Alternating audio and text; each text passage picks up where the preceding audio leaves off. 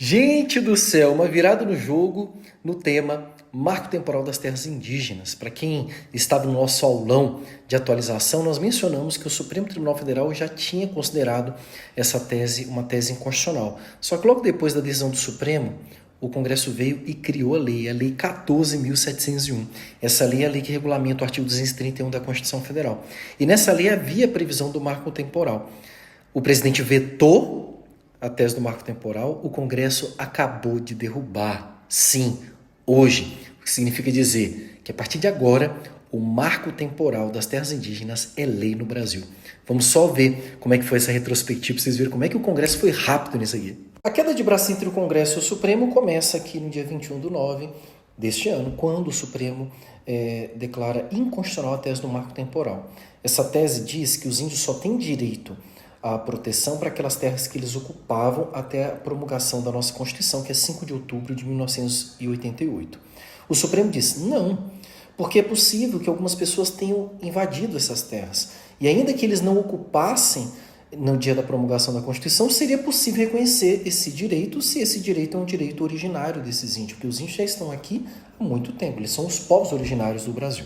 Então o Supremo acolhe o princípio do indiginato aqui, dizendo que o direito que os índios têm sobre as terras indígenas que eles ocupam é um direito que vem antes da própria fundação do Estado brasileiro, que é um direito originário que esses povos têm. Por isso que a Constituição, no artigo 231, traz essa proteção. Mas aí, galera, a pressão do setor agro, que é o setor mais beneficiado com as invasões dessas terras, acabou pressionando o Congresso, e o Congresso, nem uma semana depois, no dia 27 de setembro, aprovou a Lei 14.701, e essa lei prevê o marco temporal para demarcação das terras indígenas. E aí, nesse dia, aprovou e mandou para o presidente sancionar.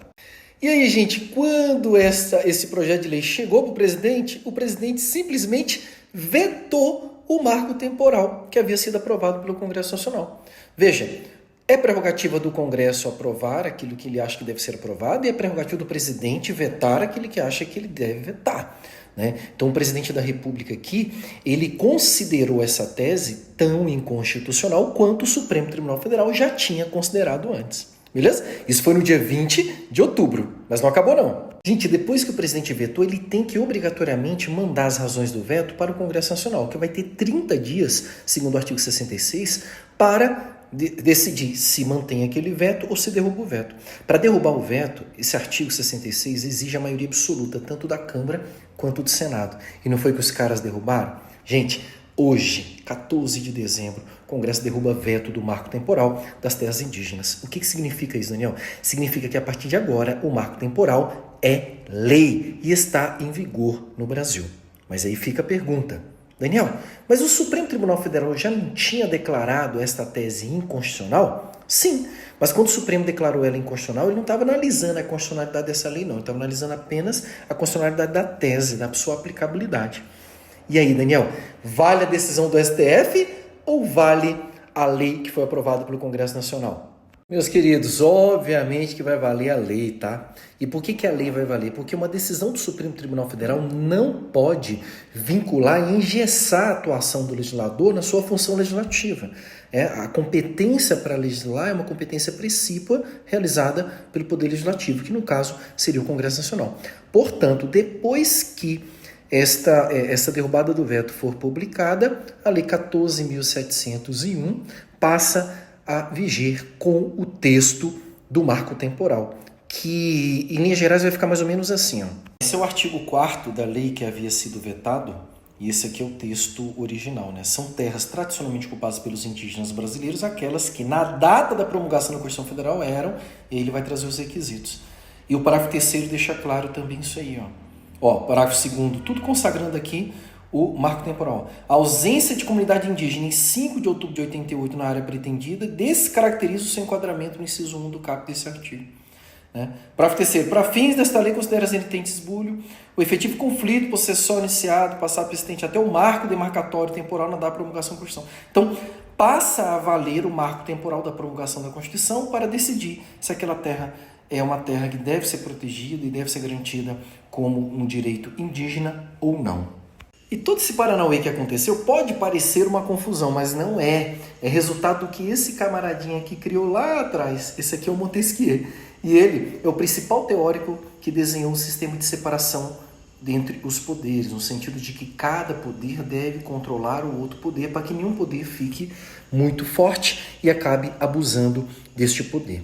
O sistema de separação dos poderes, no caso do Brasil, que é tripartido, né, executivo, legislativo e judiciário, a Constituição vai criar mecanismos para que cada poder exerça o seu papel no controle recíproco, que nós vamos chamar de sistema de freios e contrapesos.